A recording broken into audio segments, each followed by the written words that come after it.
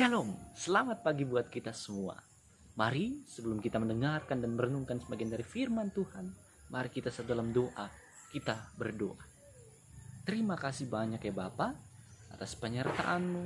Kami anak-anak-Mu senantiasa terus merasakan sukacita yang sungguh luar biasa, di mana pada pagi hari ini kami akan mendengarkan dan merenungkan sebagian dari firman. Kiranya Bapa dapat terus menjadi suluh dan pedoman dalam kehidupan kami, dan kami dapat mempergunakannya dengan baik. Di dalam dan melalui anak Yesus Kristus, kami siap menyambut firman. Amin. Pembacaan kita terambil dari Yesaya 12 ayat 1 sampai 6. Yesaya pasal 12 ayat yang pertama sampai ayatnya yang ke-6. Lembaga Alkitab memberi suatu naungan judul Nyanyian Syukur atas Keselamatan. Nyanyian syukur atas keselamatan. Demikian firman Tuhan. Pada waktu itu engkau akan berkata, aku mau bersyukur kepadamu ya Tuhan, karena sungguh pun engkau telah murka terhadap aku. Tetapi murkamu telah surut dan engkau menghibur aku. Sungguh Allah itu keselamatanku. Aku percaya dengan tidak gemetar. Sebab Tuhan Allah itu kekuatanku dan mazmurku. Ia telah menjadi keselamatanku. Maka kamu akan menimba air dengan kegirangan dari mata air keselamatan. Pada waktu itu kamu akan berkata, bersyukurlah kepada Tuhan, panggillah namanya, beritahukanlah perbuatannya di antara bangsa-bangsa. Masyurkanlah bahwa namanya tinggi luhur. Bermazmurlah bagi Tuhan, sebab perbuatannya mulia. Baiklah hal ini diketahui di seluruh bumi. Berserulah dan bersorak-sorailah, hai penduduk Sion. Sebab yang Maha Kudus Allah Israel agung di tengah-tengahmu. Demikian firman Tuhan, yang berbahagia kita yang mendengarkannya. Haleluya, amin. Pembacaan kita dari Yesaya 12 ayat 1 sampai 6 diberi suatu naungan tema. Syukur atas keselamatan dari Tuhan. Syukur atas keselamatan dari Tuhan. Kure sumanga tuka makarimanan diumai puang. Kure sumanga tuka makarimanan diumai puang. Itu yang akan menjadi tema kita pada pagi hari ini. Dan nats pembacaan kita dari ayatnya yang kedua. Saya akan membacakannya buat kita. Sungguh Allah itu keselamatanku. Aku percaya dengan tidak gemetar. Sebab Tuhan Allah itu kekuatanku dan mazmurku. Ia telah menjadi keselamatanku. Itu yang akan menjadi renungan kita pada pagi hari ini. Nah, seorang nabi biasanya diutus oleh Tuhan untuk suatu bangsa pada suatu saat tertentu. Dan untuk membawa pesan tertentu dari Tuhan kita. Demikianlah Nabi Yesaya diutus Allah untuk bernubuat untuk bangsa Israel di wilayah selatan Yehuda sejak sekitar tahun 740 sebelum Masehi.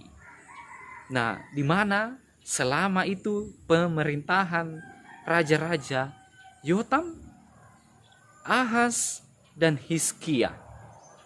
Konteks yang mempengaruhi pemberitaan Nabi Yesaya ada 3.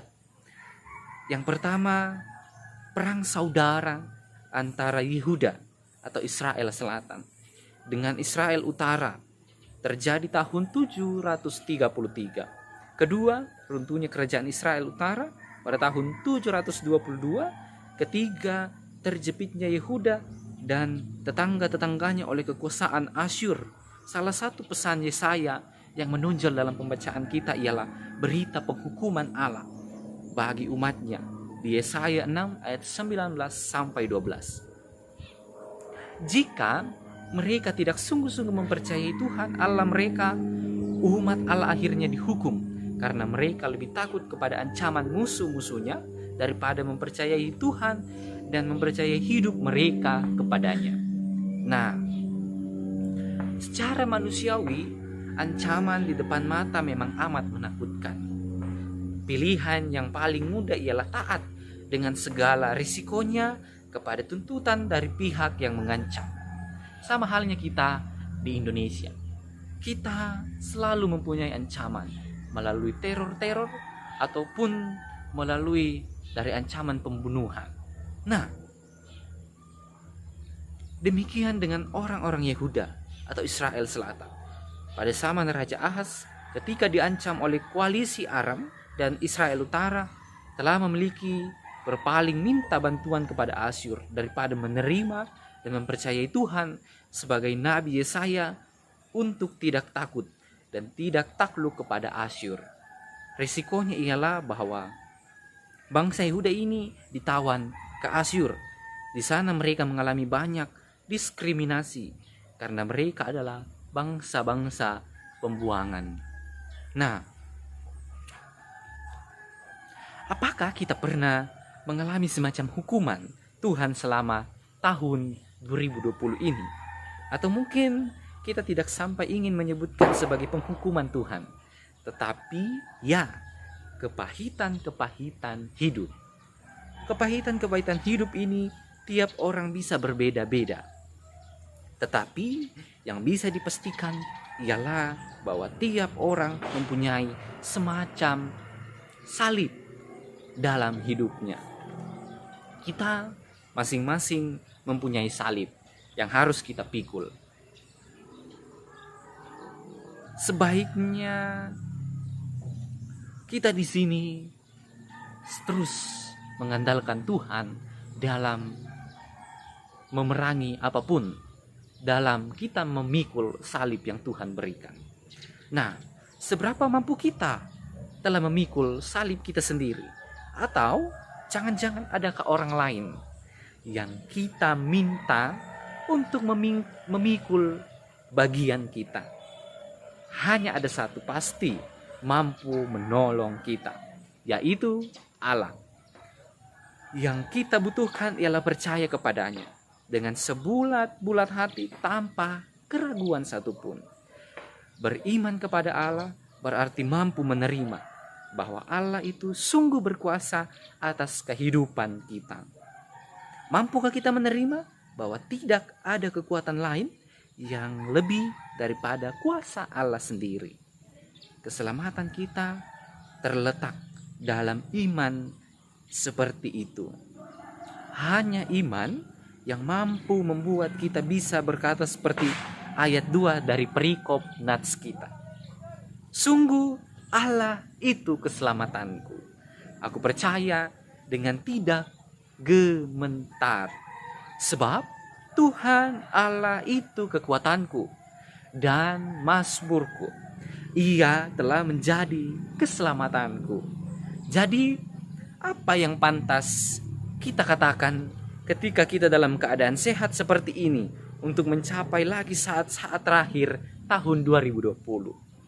Mari kita dengan yakin, dengan bulat berkata, aku mau bersyukur kepadamu Tuhan, karena sungguh pun Engkau telah murka terhadap aku, tetapi murkamu telah surut dan Engkau menghibur aku. Bersyukurlah kepada Tuhan, panggillah namanya, beritahukanlah perbuatannya di antara bangsa-bangsa, masyurkanlah bahwa namanya tinggi luhur.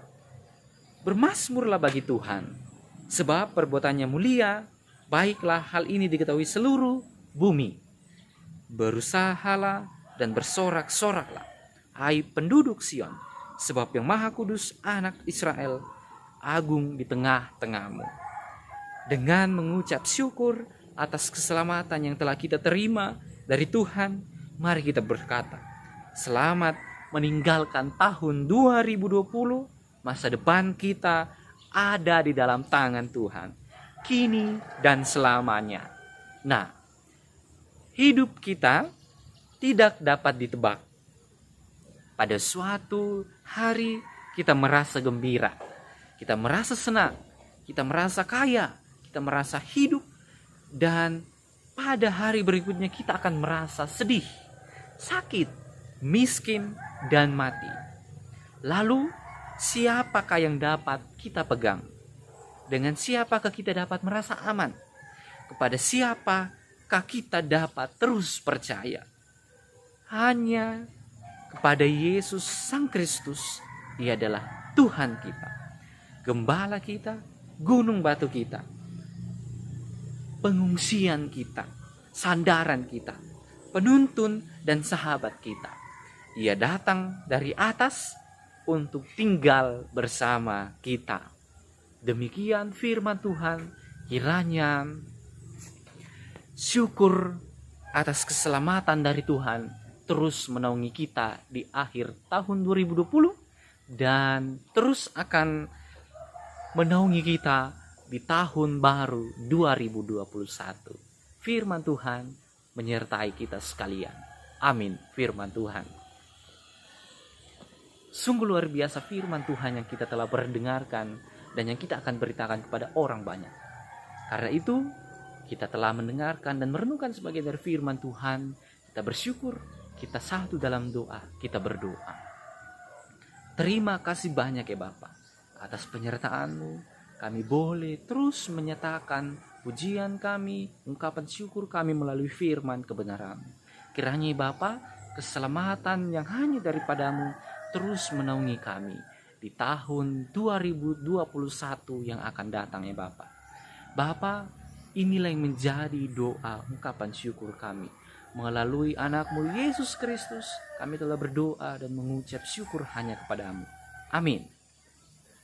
Shalom dan terima kasih buat kita semua.